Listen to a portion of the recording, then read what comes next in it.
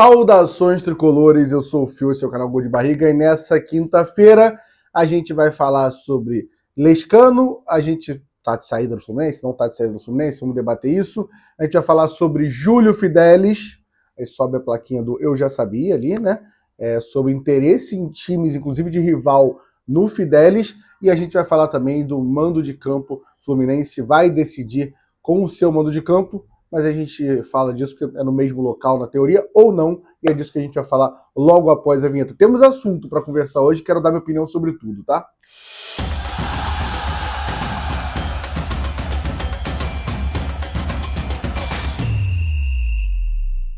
Antes de começar, vou pedir para você, por favor, deixa o like e se inscreve no canal, que ajuda muito, tá? Ontem saíram várias notícias e o canal aqui, Gol de Barriga, a ideia é uma resenha de bar e eu quero dar a minha opinião e trocar essa ideia com vocês, tá? Então por isso que é importante, além do like, vocês se inscreverem, vocês comentarem para a gente saber a opinião ali de vocês, tá? Vamos lá, vamos começar sobre Lescano, até porque teve nota do Fluminense nessa manhã. O Gabriel Amaral soltou ontem a informação que o Lescano provavelmente não joga pelo Fluminense mais aqui nessa passagem, né? Porque o Fluminense tem o passe do Lescano, mas o Lescano deve ser emprestado para um time do Paraguai. O Gabriel não tem a informação ainda de qual o time do Paraguai, mas deve ser emprestado e está quase tudo certo e não está... só não está assinado, né? Porém, todavia, o Fluminense soltou uma nota hoje dizendo que o Fluminense informa que não existe qualquer negociação referente ao jogador Lescano. Ele segue normalmente no elenco e as notícias veiculadas nas redes sociais não procedem. Não houve sequer procura pelo atleta. Confio no Gabriel, senão não seria meu sócio, né, no Jornada, mas o Fluminense soltou essa nota. Então acho que cabe agora a gente aguardar. Já vimos notas famosas de Fluminense que também não foram para frente, mas já vimos notas de Fluminense que realmente faziam sentido. Então acho que vale aguardar. Mais uma vez o Gabriel falou que não estava assinado ainda, mas vale a gente aguardar. Vou só dar uma pincelada rápida nesse assunto então, tá? Já que está nesse embate ali, vamos ver sábado a situação, se Lescano vai ser relacionado, não vai ser relacionado, se até sábado a gente já tem uma novidade sobre isso. Mas Lescano foi uma compra de 5 milhões, o Fluminense tem metade do passe dele, então uma compra cara, uma compra que a gente precisa ser honesto. A maioria, inclusive eu achei que é uma compra que fazia sentido, um investimento alto, mas um jogador que foi o destaque, o melhor jogador do Campeonato Paraguaio, apesar do nível do Campeonato Paraguaio, está falando do melhor jogador da temporada, um jogador que já teve convocação. Então tudo isso para mim era uma posição que a gente precisava ali, né, para fazer essa troca com o Paulo Henrique Ganso, que não dá para contar em todos os jogos, quando a gente traz o Lescano no começo da temporada. Tudo isso, para mim, é uma contratação que faz sentido. Porém, um jogador que a gente não sabe muito, né?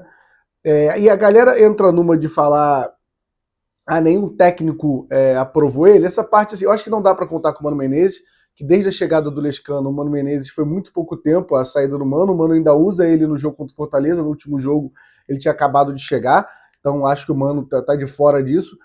E Renato Gaúcho, vamos tirar todos, vamos tentar ser isento aqui, tá? O Renato chega, logo no começo do Renato, ele dá oportunidades pro Lescano.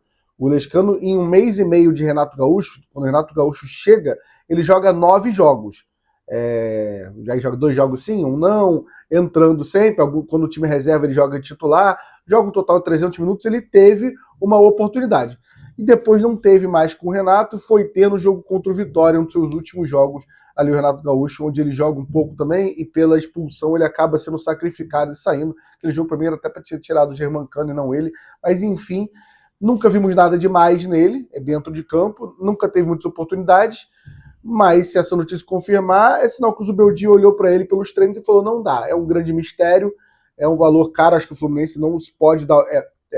No caso, o Fluminense não pode errar contratações de 5 milhões de dólares, tá? Isso é um fato. Mas às vezes acontece. No caso do Lescano, dá pra gente ter um debate, porque eu falei, fazia sentido a contratação. Talvez fisicamente aquele não rendeu, quem tá acompanhando os treinos, talvez.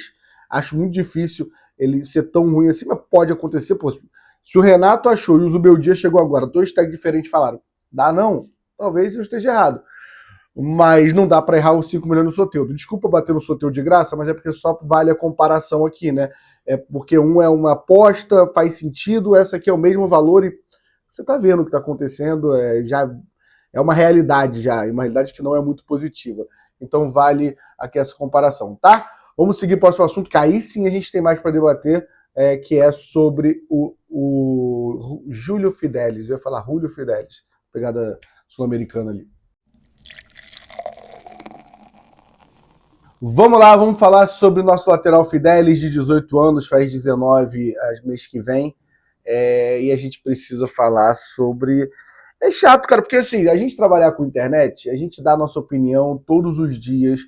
No meu caso, então, dou minha opinião aqui, no Jornada, no GE, no Charla.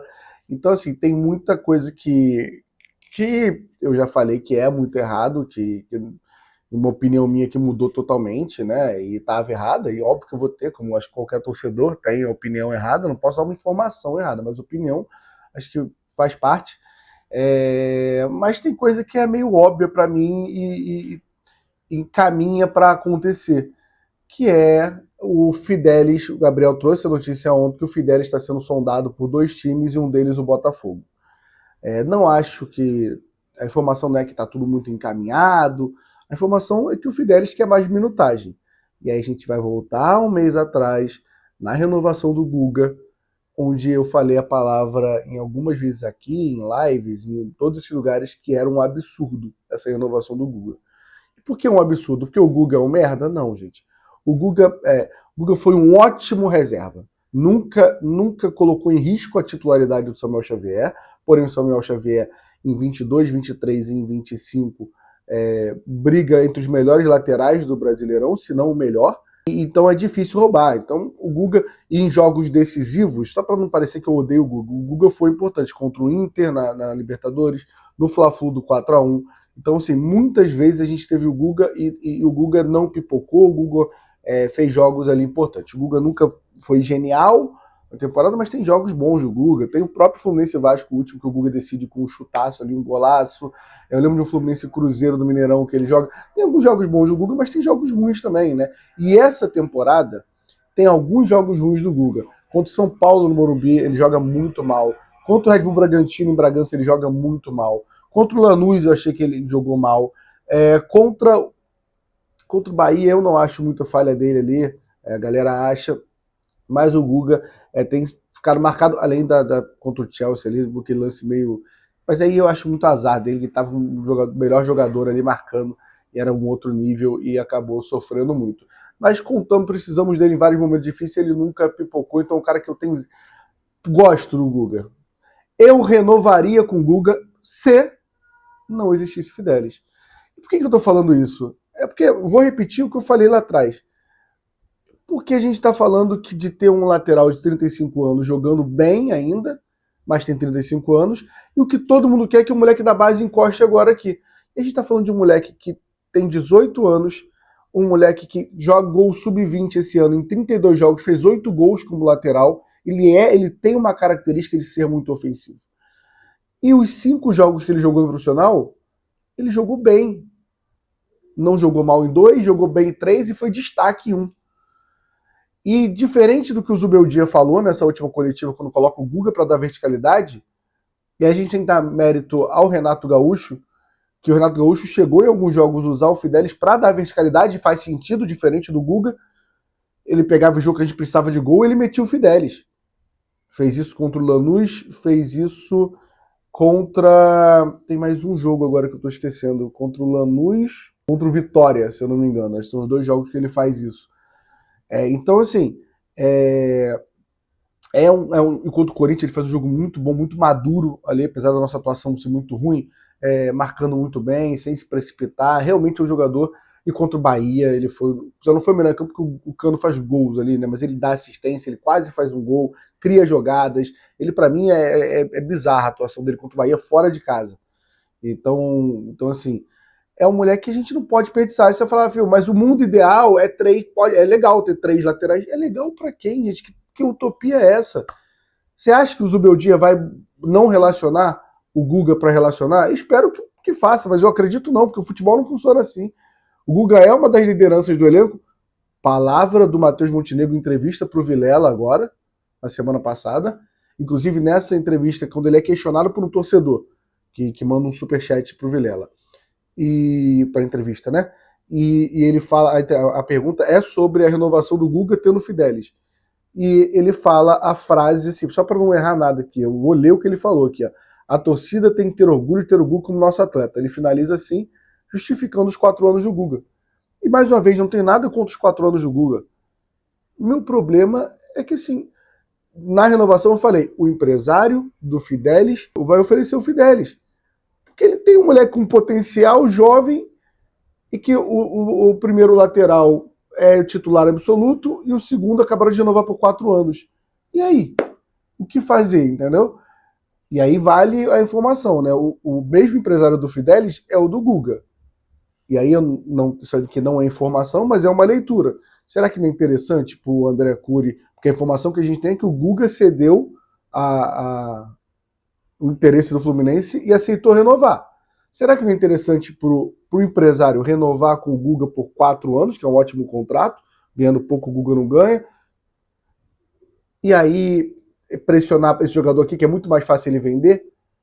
Então, espero que ele não saia, espero que o Fluminense resolva isso. O Montenegro, ele fala, não, o Guga pode jogar na esquerda também, então dispensa o Fuentes. De repente é mais fácil de dispensar, sei lá. Mas dá o seu jeito para não perder o Fidelis. Se o Fidelis continuar sem ser relacionado, ele vai sair. E aí, desculpa, não dá para vir aqui bater no moleque e nem bater no empresário. A gente pode bater no Fluminense, que foi garoto nesse momento. Isso, né? Estou sendo bem tranquilo aqui falando. E a gente pode perder um grande lateral. Cara, eu sou muito fã do... Fidelis é certo? Gente, não. Fidelis pode virar nada, pode. Mas o começo, assim, o risco de perder o Guga vale muito a pena você apostar no Fidelis, tá? Um grande erro do Fluminense. Vamos para o último assunto agora, quero a opinião de vocês. E o último assunto, mando de campo sorteado para a semifinal da Copa do Brasil, que acontece no dia 10, o primeiro jogo, e o Fluminense decide a semifinal contra o Vasco tendo o seu próprio mando de campo. Aí tem 2 pontos aqui, né? O ponto que já começou a gente do Vasco falar que quer jogar em São Januário. Sinceramente, eu acho que vai ter um grande debate. No final vão ser 2 jogos do Maracanã, porque eu acho que é interessante. Os 2, ainda mais que depois dessa vitória do Vasco no Maracanã, eu acho que vai acontecer. Então, assim, tem o fator que se jogar para São Januário, para o Engenhão, para Brasília, sei lá, para onde o Vasco quiser jogar, a gente vai decidir no Maracanã. E dependendo para onde ele botar o jogo, caso ele jogue em São Januário, por exemplo, vai ser 90-10. Eu acho que qualquer lugar que ele tirar vai acabar sendo 90-10. Então, assim, a gente vai decidir para a nossa torcida. Por isso que eu acho que o Vasco não vai à frente, vai fazer um grande barulho para se fazer de vítima. Vasco sendo Vasco. Vai fazer um grande barulho e no final vai aceitar jogar no Maracanã, que para eles é mais interessante, que garante que vai ter metade da torcida deles no jogo de volta, ou pelo menos o setor norte ali, que é o setor deles, vai ter esse setor lá. Então, é uma garantia, e aí cabe a nossa torcida, porque quem tiver o mando de campo vai vender primeiro ali o leste-oeste, a gente fazer o nosso trabalho e esgotar para decidir diante da nossa torcida. Então, um bom resultado. E além disso, saiu o sorteio que também, quem passar desse lado em Fluminense e Vasco, decide no Maracanã. Então, seja contra o Corinthians, o primeiro jogo vai ser Itaquera, o segundo no Maracanã. Se for contra o Cruzeiro, o primeiro vai ser no Mineirão, o segundo no Maracanã. Bom cenário Fluminense, tudo se desenha. Bem, eu nem sou esse cara, eu acho o primeiro jogo muito importante, mas assim, é bom decidir diante da nossa torcida, né? Isso acho que é indiscutível. Enfim, quero seu comentário sobre todas essas notícias essa quinta-feira.